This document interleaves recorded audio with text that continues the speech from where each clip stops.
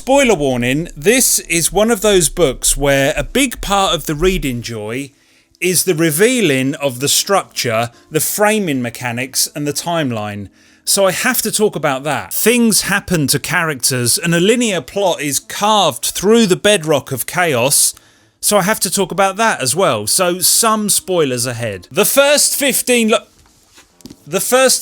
lives of Harry August, Claire North, 2014, winner of the John W. Campbell Award, nominated for the Arthur C. Clarke Award, but who gives a shit about that? This was featured on the Richard and Judy Book Club. That's a bit like Oprah's book club, but it's a British version.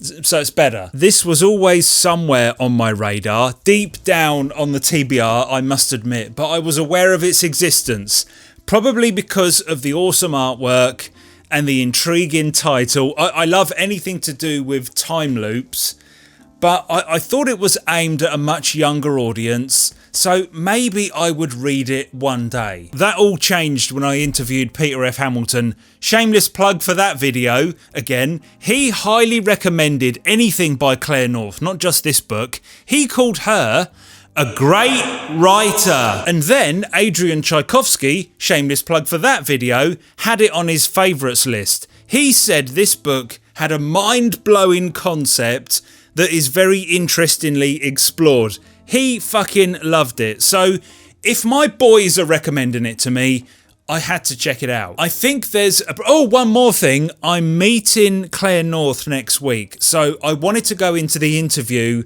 with her most famous book under my belt. I had to read something before talking to her. Is there now a lot of pressure on me to like this book? Because if I thought it was total shit, I would very politely but absolutely say so. But what would Peter and Adrian think of my betrayal? What would Richard and Judy think? Hello, Moid of the Future here. Thank you for tuning into one of our archive videos, which was recorded many moons ago. Media Death Cult has evolved a lot over the years, so be sure to check out the more recent projects on the channel.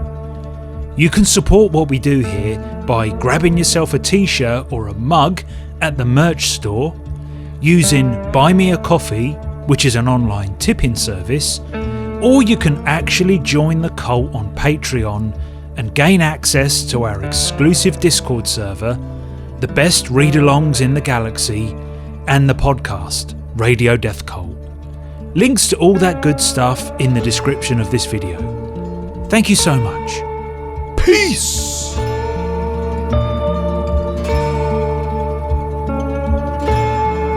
The plot. Well, the purest explanation of what's actually happening is our main character, an Englishman called Harry August, is born in 1919. He lives his life and he dies of natural causes, I think, in 1989. He then gets born again as a baby, just the same life again, starting in 1919 in the same place.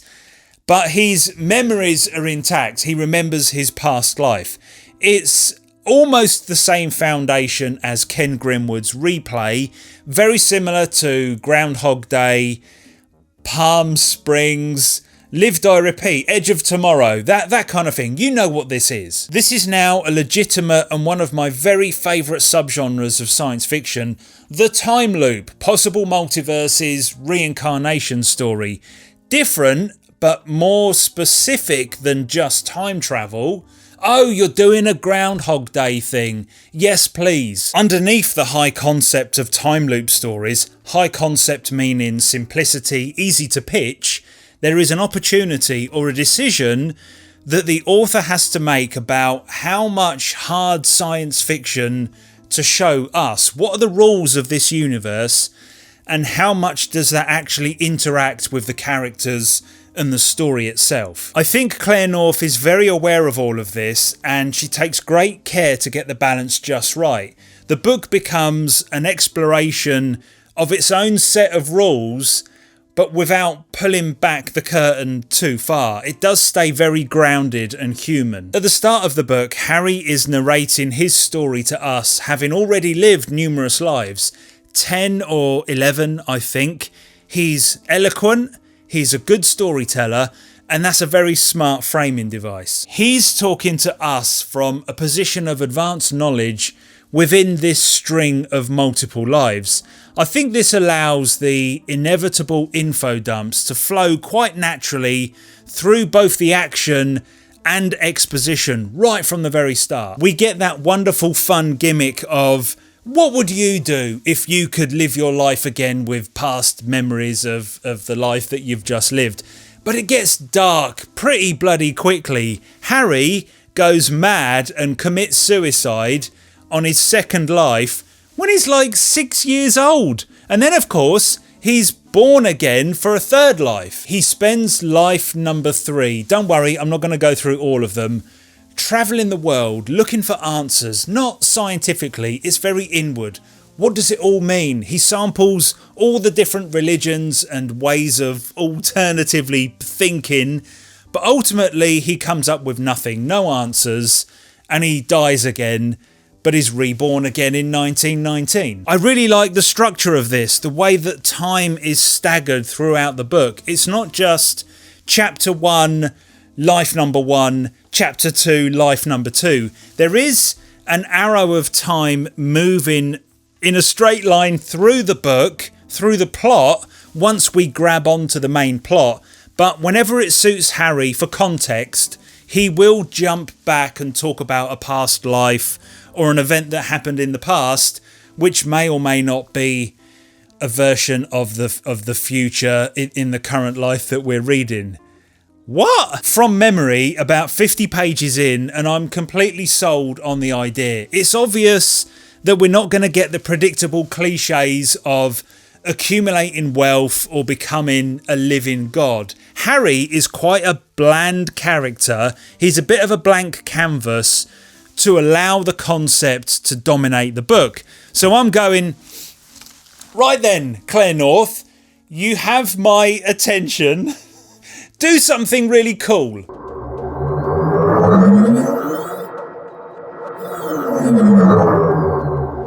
Yeah, she does something really cool. In Harry's 4th life, don't worry if I get these numbers wrong. In his 4th life, Harry falls in love with a woman called Jenny, and he tells her everything. Can you imagine?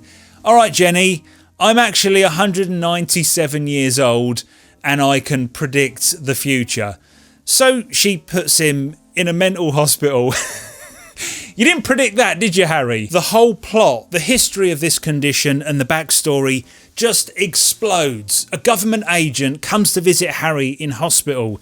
He's lured by the fact that Harry is actually predicting things correctly. He tells him about the Kronos Club, a group of people who all have the same condition as Harry. And then the book gets really interesting. Let me step away from the plot just for a second, otherwise this video will turn into a 10-minute synopsis and nothing more. Peter F. Hamilton was absolutely on the money. Claire North can write, and I don't just mean she can come up with a time loop idea and stick it in a book. Her prose is surprisingly lovely. Surprising because I didn't expect to find it in a book that just doesn't need it. Does that make any sense? No? Since I finished this book, I've also read Dark Matter by Blake Crouch. Actually, that's the perfect comparison. Very similar in high concept credentials. I really enjoyed Dark Matter for the cinematic storytelling, the pacing, and the ability to get an idea like that into my brain in a burst of fun energy. The first 15 lives of Harry August would have been absolutely fine if it done exactly the same thing.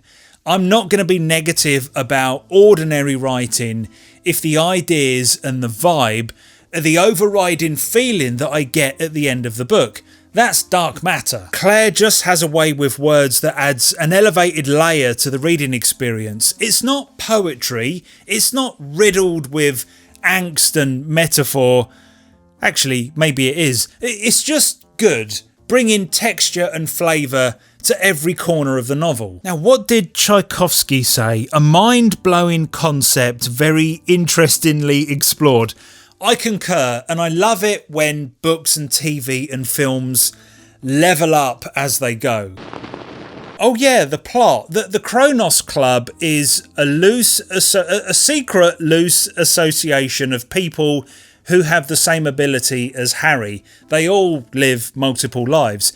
Ones that have been identified and know each other. It starts off as, or it doubles up as a kind of support group for people that live multiple lives. Because when you're 80 or 90 years old and you die, and you wake up as a baby, you're an old person in a child's body, and that can freak you out. So they try and get to you and stop you going mad. They find Harry on his disastrous 4th life or his 5th life. It's not, somewhere around there, it doesn't really matter. And now Harry is part of the Kronos Club. Then there's this brilliant idea that expands the story but also tests the logic of the science.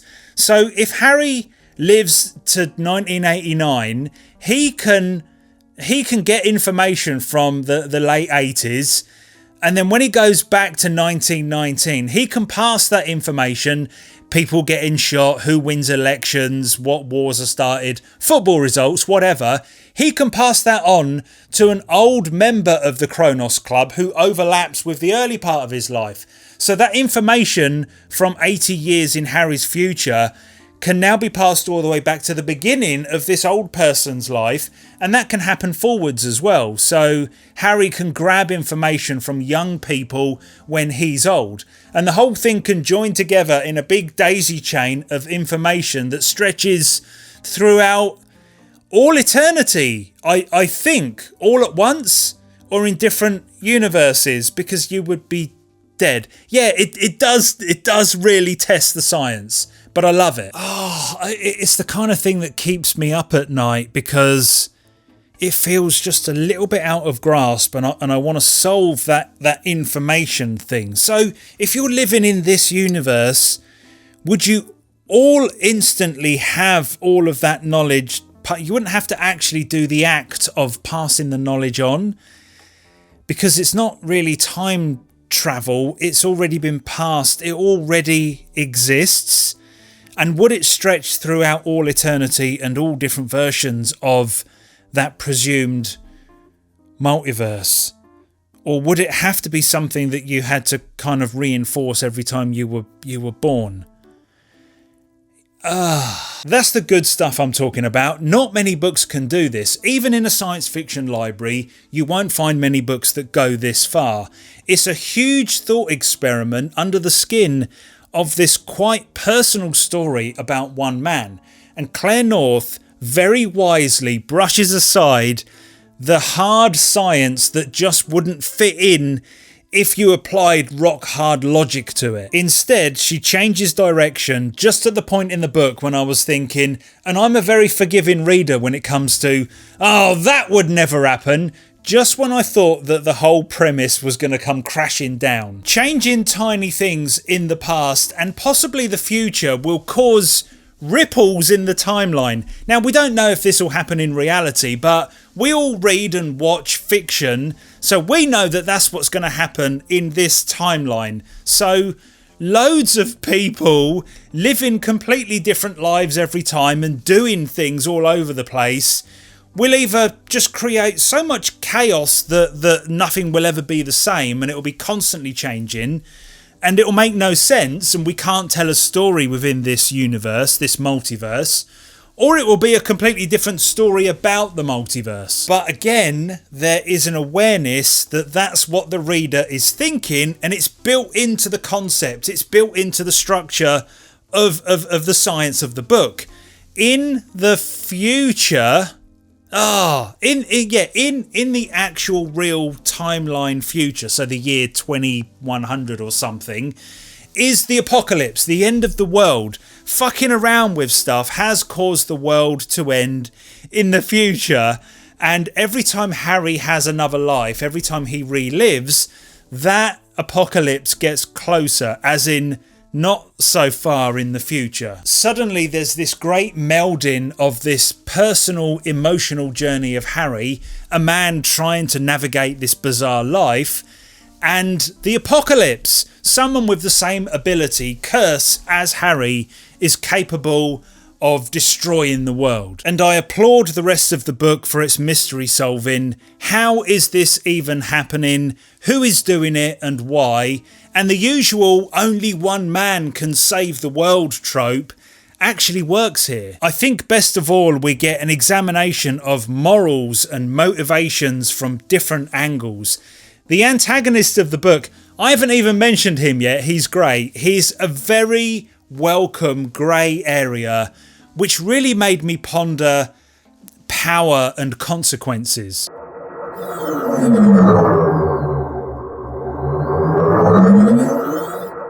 I better start wrapping this one up. I loved the ambition. As a science fiction fan, I'm always on board for the big, amazing ideas, but that sometimes comes at a cost. Usually poorly developed characters and cold clinical writing. But this feels like someone who can write good drama and characters, accomplished mainstream literature, if you like, had a really good idea for a science fiction novel, and it all comes together really rather well. I did say at the start of the video that I was going to spoil the shit out of this, but there's so much to unpack that I didn't talk about. I didn't make that much of a dent in it, that all you people that ignore me and watch the videos anyway, even if you haven't read the book, enjoy. A score for the first 15 lives of Harry August. I could be a complete bitch right now and pick on the science, but I'm not going to, because it just didn't affect my reading experience. Only once did I think, oh, well, that wouldn't work. I did actually think that. But it doesn't matter when you're actually reading it. The science is all there, but it's something to hang the story on. It's the framework. Does that make sense? And the difference between this and something like Dark Matter is books remain in our memory. There's no point in loving it for the few hours that you read the book, and a week later it's fucking gone. It's got to be something that you can, for me anyway, it's got to be something that you can talk about after and remember. I'm about 6 weeks out after finishing that. That's quite a long time because I had a backlog of reviews. But I'm still thinking about this one and it's still very fresh. Compared to something like Dark Matter, which has already half escaped my brain. I get the main thing, but the details and actually talking about the little picky bits and the bits that really make it interesting when you're reading it have already gone. So this didn't have that problem. So I recommend this to absolutely anyone. Oh, a number. You need an actual score, don't you? A number. That sounds like a 9, doesn't it? That sounds like a 9. And sometimes when I go that high, I think, is it a 9? This does feel like a big fat 9. Did you love the first 15 lives of Harry August? People love this, right? This is a famous book within that subgenre. And it's weird. What corner of science fiction does this live? Like I said at the beginning, I thought this was kind of YA, which isn't a bad thing, but it's not, is it? So I don't know what it is about it. Where does it live? Anyway, a lot of people who have found this book really do love it. It's way up there. Did you hate the first 15 lives of Harry August? These sorts of things just aren't for everyone. My father-in-law tries to read these kind of books. He's my kind of test subject. And he's quite OCD, and if he can't figure out every timeline as it's happening and hold the whole thing in his head, he doesn't really like it. So I suspect people like that won't really like it. Like The Time Traveller's Wife, it done his fucking head in. Or are you somewhere here in the middle? Whatever your opinion,